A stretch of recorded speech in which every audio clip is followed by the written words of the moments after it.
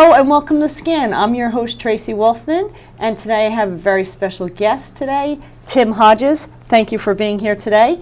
Tim is the Chief Strategy Officer for Care One throughout the state of New Jersey, Pennsylvania, and Massachusetts. Now we're expanding. And Virginia. So our viewers today that we have are from Monmouth and Ocean County, so we'll focus on the Monmouth County ones. Tim Hodges is skilled in market planning, market strategy, healthcare management, and strategy, and strong business development professional because you are all over the place. He's a graduate of Rutgers University. He sits on many boards in the state of New Jersey as well as New Jersey Hospital Association. So I want to welcome my guest today, Tim Hodge from Care One. Thank you so much. I just want to say, Tim, as we're sitting here and going to start our conversation, 20 years ago when I opened my doors at We Care Adult Care, I will never forget, I don't know if you remember this, but you came to the door and you said, what can we do to help you? Yeah. And I will be forever grateful for that. So thank you for that. And it's nice that 20 years later, we still have the collaboration with Care One. Thank you. And doing a good job at that. We're lucky. We're lucky. Thank you. You have a great program. Thank you. Anyway, Tim Hodge today is going to tell us all about what is going on in the field of long-term care, otherwise known as nursing home care, because they have really exploded. Yes. So first tell us a little bit about Care One and your family-owned and operated facilities. We're a family-owned company. We actually started, it's funny, the first building I went to, I've been with the company for close to 20 years. This upcoming June, I'll be with Care One for 20 years when Daniel Strauss started the company in 1999. And the first building that I visited was Homedale, New Jersey. And he had just purchased the facility and was in the process of redoing it. And we were looking at, relaunching it in the community. So, because there was a lot of longevity with the previous place. I mean, it was there for a long time, and I don't think it was ever redone. It wasn't, and actually we've redone it 2 or 3 times since 2000, but it's a 5-star rated Medicare facility, which we'll talk about a little later. All of our Care One centers in Monmouth and Ocean County are rated above average or well above average by the Center for Medicare, which is not an easy distinction. We're very proud of that. Absolutely not. You should be. And I should start out by saying, so our Monmouth and Ocean County communities are in Homedale, close to you in Middletown, our Care One at King James, Care One at Wall, and then we have a center in Jackson that's rehab and assisted living. Yeah, and that was nice to see an assisted living opening. It is, yeah. And it's I know we're going to talk a little bit about what the differences are between providers. That community, which just, we actually changed part of the licensure from a nursing home to assisted living about 1.5 years ago due to a higher demand for assisted living services, and reopened it and still kept the nursing home license for the rehab. But we converted about 90 beds to assisted living, and so now you have dual purpose over there, which people can't transition. And that's our model. That's our Care One's model.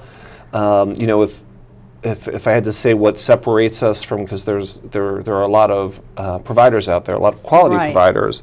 Of course, I think we're the best. What we do that's different is we offer different levels of care. So we offer the short-term stay after a hospital stay for rehab. Right. Let's just tell our viewers about how this works. Yeah. Excuse me. 33 centers you have in New Jersey. 34. 34. Yeah. Sorry. It's okay. So just so our viewers know, when you are in the hospital, typically you get an opportunity to go to a subacute rehab. So let's start there and how you manage that. Yeah, well, the first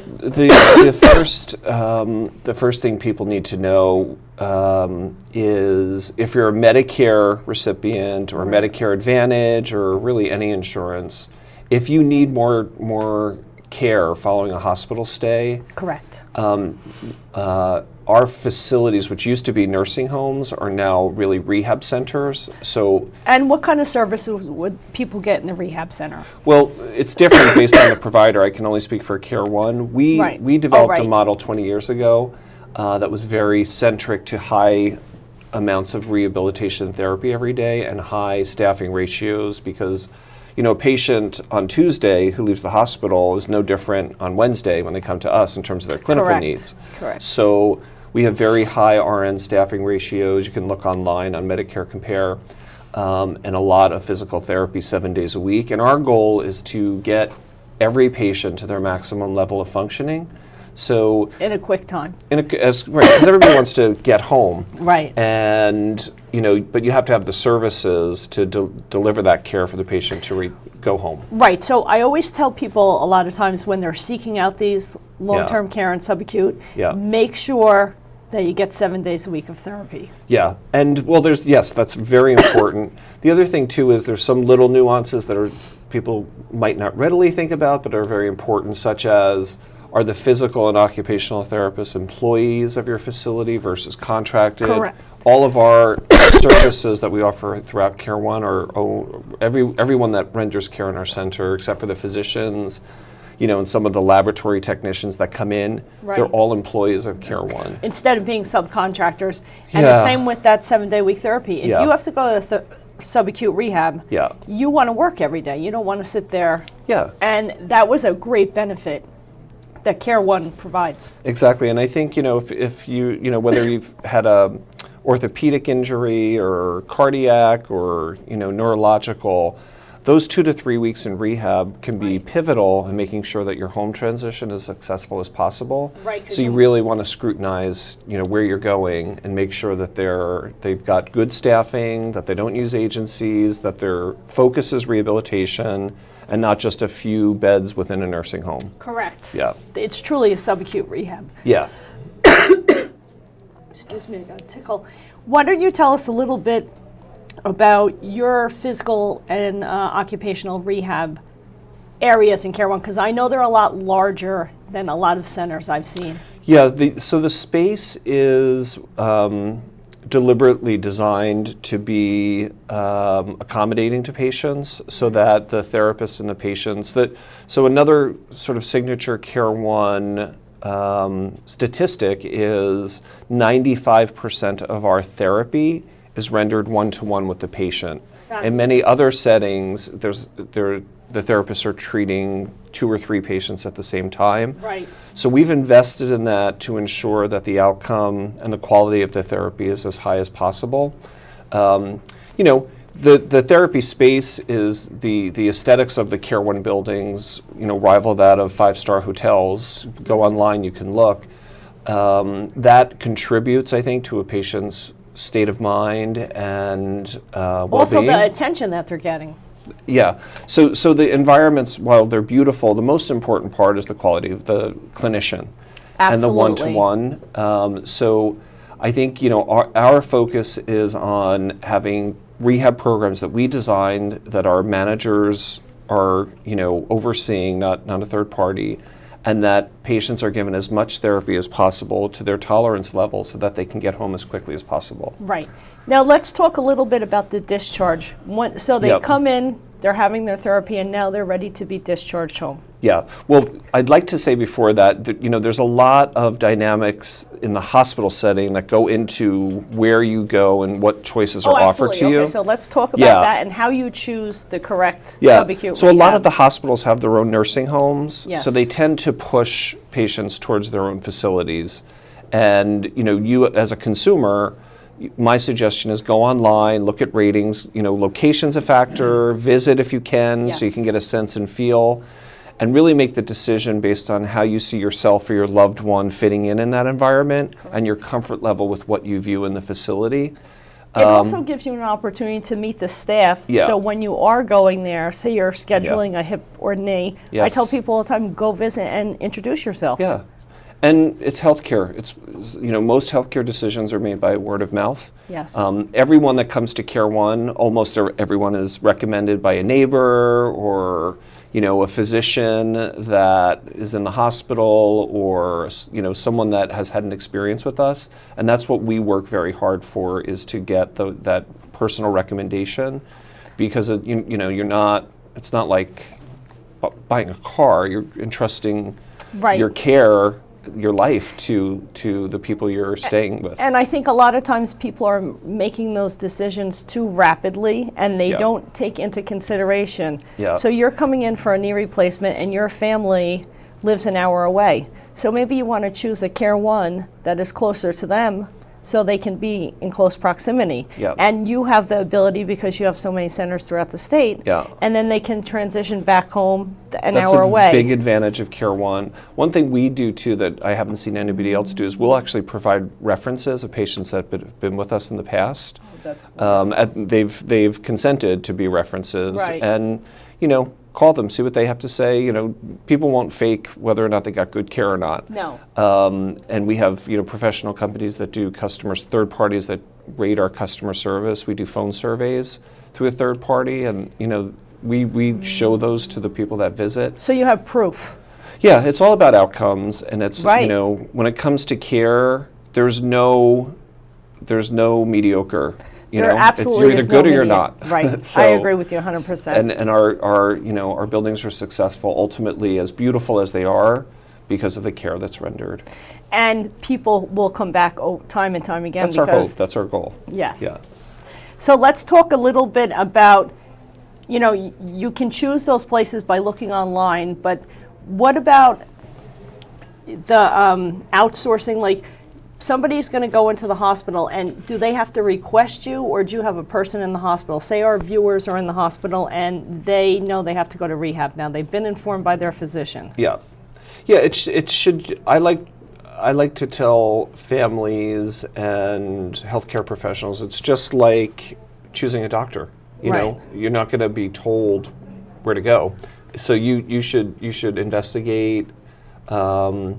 And probe, but you ultimately have the say in where you go. Right, but do you have a representative? Was what yes. So they're in the hospital, so they can just ask for them. Yes, and we've scaled back on that a lot, to be quite honest with you, so we can put the money back into the facilities for direct hands-on care. Fabulous. And most, because of the internet, we really don't need marketing people anymore.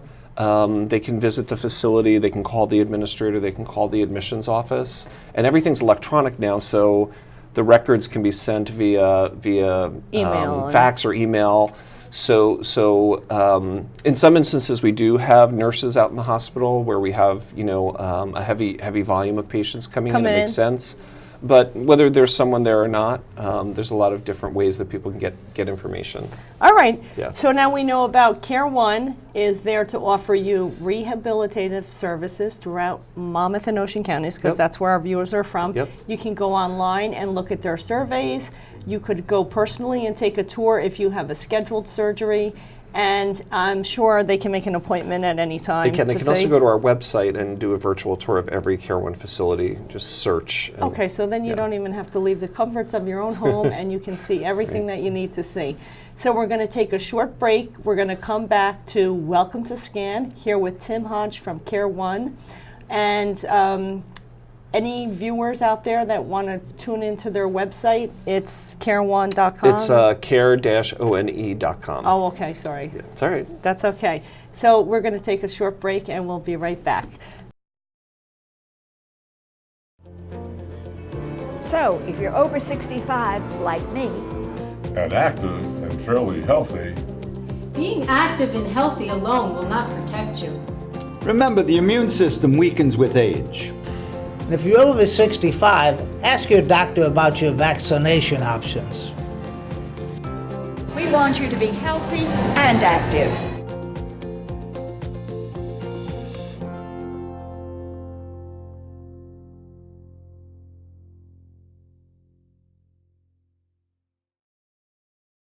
Welcome back to Welcome to Scan. We're here today with my guest Tim Hodges, and he is the Chief Strategy Officer for Care One throughout the state of New Jersey and the various other states that you have. So we were just going over what the benefits are of Care One, their 5-star rating, how you can access them online and take virtual tours.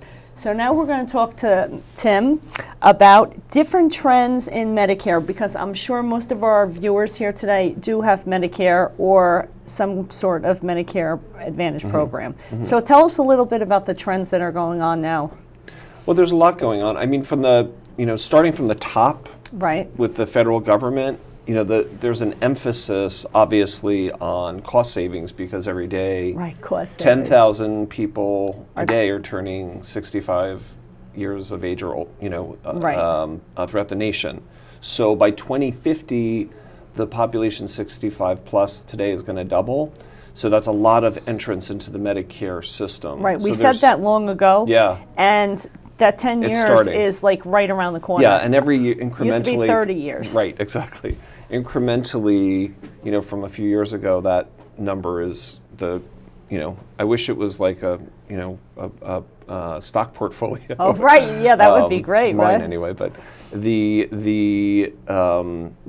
graph is, you know, is demonstrates how overwhelmed the system is going to be for care providers, but also for the Medicare system. So, Correct. So today there's a lot of models that have been implemented by Medicare to look at ways where Medicare can be more efficient. They call it value-based purchasing, which means they're no longer, Medicare used to be a blank check for hospitals and doctors and healthcare providers. You rendered a service, you submitted a bill, Medicare paid it.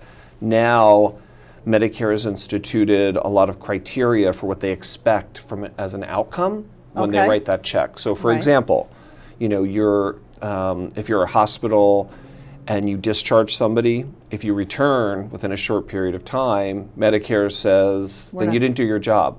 So we're going to penalize part of your payment. Okay, it's a very broad. Kind of like the DRGs DRGs in the hospital in the 80s. Yeah, and then hospitals, physicians have metrics too. They must meet certain criteria for diabetic patients, for blood pressure monitoring, et cetera, which is a good thing. It is a good thing. The fine line, however, is you never want to save on cost and compromise quality. So Absolutely. I think seniors should just be aware of, you know, who's their physician? Is their physician in one of these models that the government, some of them are called ACOs, some of them are under different names. It should be transparent and the patient shouldn't even notice, but there is a heavy emphasis on reduction in spending of Medicare, and, you know, the ethicists are you know, watching to make sure that it doesn't go too far so that care and services are denied. So are the services going to be denied by the provider, or are the Medicare people going to get a bill for services? So that's a great question. That's what we want our viewers to know. Yeah, that's a great question. It's unlikely that the patient will have to, you know, bear the cost. Okay. The part that they should be aware of is Medicare is changing in terms of the way their healthcare practitioners are getting paid. Okay. And Medicare wants demonstration that what you're doing has a quality outcome. Right. Okay. Now, some of that is tied to bonus payments. So if they have a low readmission rate back to the hospital once a patient leaves, they'll get a bonus check.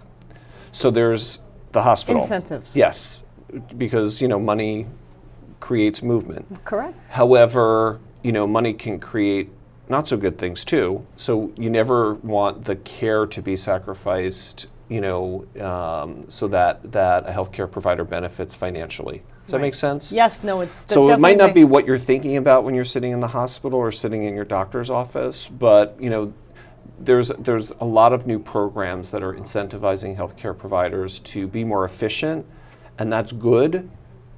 But it's tied to quality outcomes as long as it's not rationing care. Right. So as a society, we just have to watch that.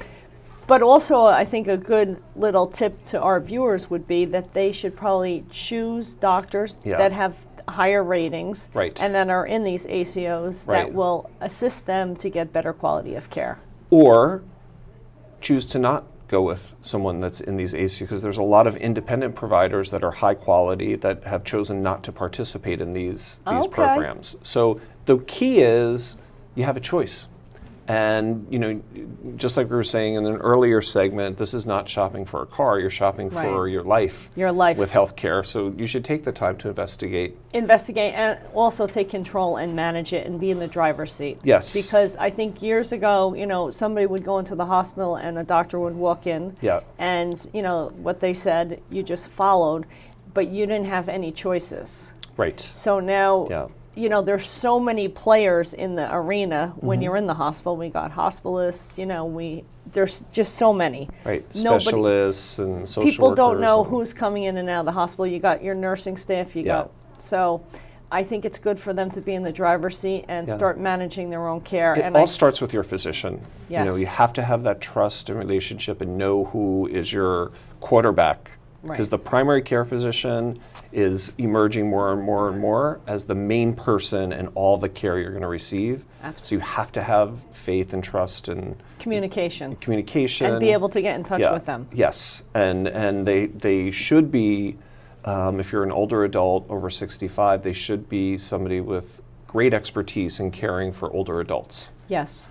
That's a very good statement that you just made, because I know there's a lot of doctors out there who are caring for the elderly population, and there's very few geriatricians that specialize in the care of and I'm not saying elderly, I'm talking about your older active adults, because their needs are definitely different than what they were years ago. Right. And now online, everybody's online, you can go to places like Health Grades. Oh, yes. You can even go, the best resource, I think, for people to go to review information about all Medicare approved providers, physician, hospitals, facilities like Care One, is Medicare.gov. Great website. And you can go and see the ratings, the quality ratings of all the nursing homes in the United States, all the hospices, all of the hospitals, all the doctors.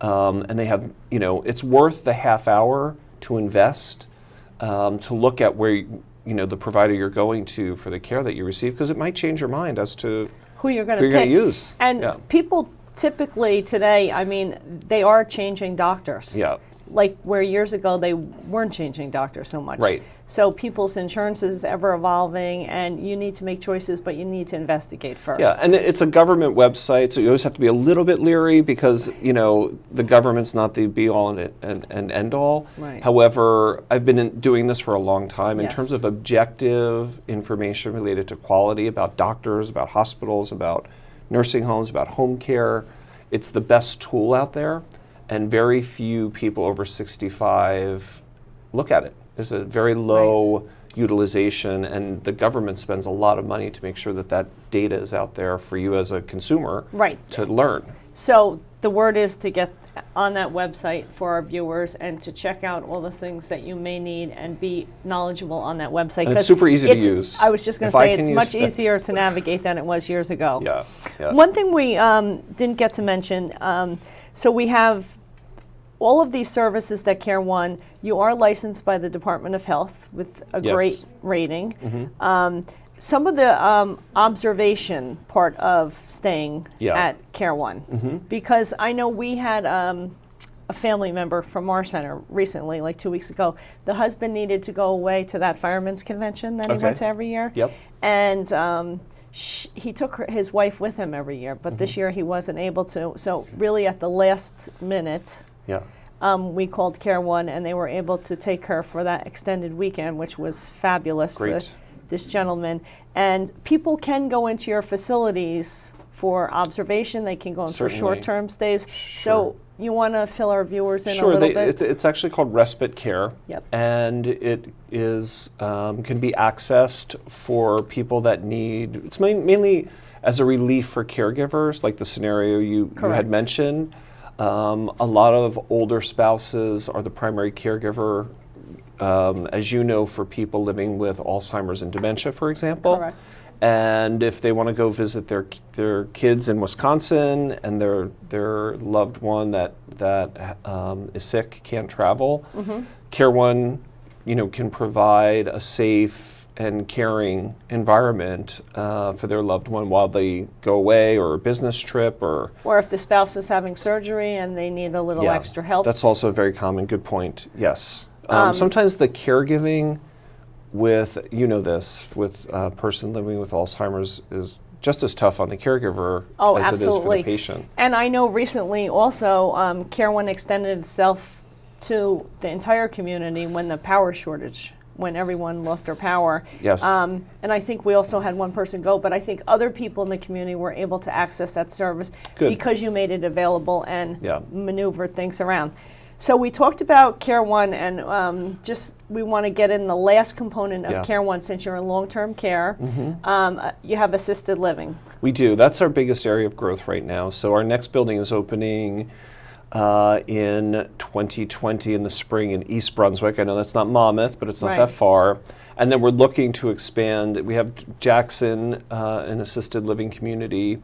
So and that's part of Monmouth County. Part of Monmouth. And then we're looking to expand at any or all of our current sites, Homedale Wall and King James, and possibly new sites, because we like to have that continuum of care, so that people have a choice of the type of care they can access. And assisted living is just part of that continuum of care now, because people actually are starting in assisted living. They can't always stay in these assisted living, so then they have to move on to long-term care / nursing home. So it's nice to have that double affiliation now. And I think it was a great idea. It was, and the credit goes to the owner of our company, Daniel Strauss. His vision always was to, as a family-run company, to never, to not have a service that we couldn't offer to a senior. So whether it's home care or hospice or rehab or long-term care or assisted living, throughout New Jersey we have it all. We just launched Care One at Home, which we're excited about, which is an extension of our, Continuum high-quality of care. Rehab and nursing care and home health aid care, but in the home. So that as more people gravitate towards the home setting, we see growth in that as well. Offering all kinds of services. So with that today, I would like to thank you for watching Welcome to SCAN. We want to thank our very special guest, Tim Hodges from Care One, who offers nursing home care, assisted living, soon to be home care, and is willing to have you stop by or visit his virtual tour online, and let him know that you saw him on this show today so he can come back and give us some more great information. Thank you for visiting us today on Welcome to SCAN, and we will see you next time.